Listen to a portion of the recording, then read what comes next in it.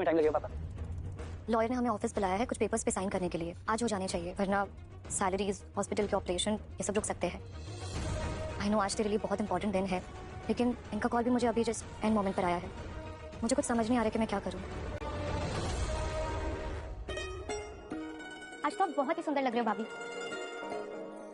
देखना, आपको देखते ही डीजे भाई का सारा गुस्सा छू हो जाएगा। अरे यार, आज के दिन तो स्माइल कर दो। देखो, घर में मैटर्स तो चलते ही रहेंगे, पर अभी के लिए आप ये सब कुछ भूल जाओ।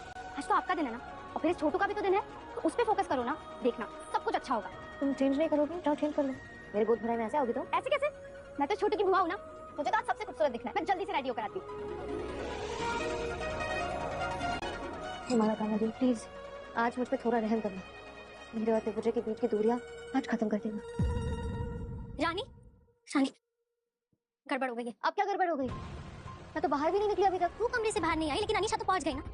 और आते से ही उसने अपना नया ड्रामा शुरू कर दिया। किसी लॉयर का कॉल आया था उसे, और वो कह रही थी कि उसे और डीजे को अभी जाके कुछ डॉक्यूमेंट्स पे साइन करना है। अगर नहीं हुए अभी तो आसमान फट जाएगा, भूकंप आ जाएगा। शानी, मैं ना तुझसे कह रही हूँ, ये उस अनीशा की ना एक नई चाल। घर वालों ने कुछ नहीं कहा उससे। अरे आज मेरी गोद भराई है, काम था तो पहले निपटाना चाहिए था ना, या फिर कल कर ले। ये लड़की ना एक मौका नहीं छोड़ती मेरे और दिग्विजय के बीच दरार डालने का।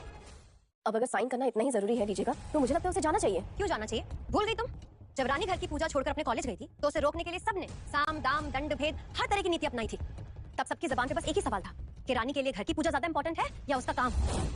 तो फिर आज डीजे के लिए नियम क्यों बदले जाएंगे? आज डीजे की वाइफ की गोद भराई है, कैसे जा सकता है वो? हाँ, बात सिर्फ एक सिग्नेचर की तो है, फिर कभी हो जाएगा। मॉम अब समझ क्यों नहीं रही है? डीजे यहाँ रहकर करेगा भी क्या? और वैसे भी हमें कौन सी डीजे की गोद भराई करनी है? रानी की गोद भराई डीजे के बगैर भी हो सकती है, लेकिन अगर डीजे वहां नहीं गया तो वहां के एम्प्लॉयज की सैलरी रुक जाएगी। आप ये बात समझ रही है? अरे डीजे अभी अभी चेयरमैन बना है हॉस्पिटल का, लोग तो उस पर ही उंगलियां उठाएंगे ना, उसे इररिस्पांसिबल समझेंगे।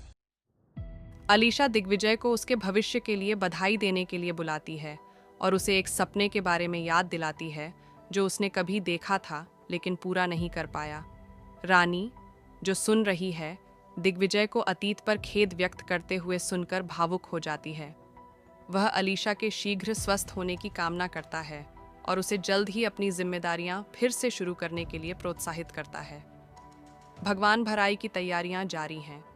नारायणी ईशान को समारोह के लिए ज़रूरी सामानों की सूची देती है।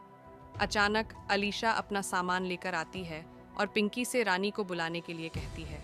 जब रानी आती है तो अलीशा माइक्रोफोन वापस करती है और सुझाव देती है कि रानी को डॉक्टर बनने के बजाय जासूस बनना चाहिए। अलीशा नारायणी को बताती है कि रानी उसकी मौजूदगी की वजह से तनाव में है और उसने अपने घर लौटने का फैसला किया है। वह कहती है कि रानी परिवार को सब कुछ बता देगी। पिंकी रानी से सच बताने के लिए कहती है। अलीशा नारायणी को बताती है कि रानी को उस पर शक है और उसने उसके कमरे में माइक्रोफोन लगा दिया है, जिसकी वजह से वह जाने का फैसला कर रही है।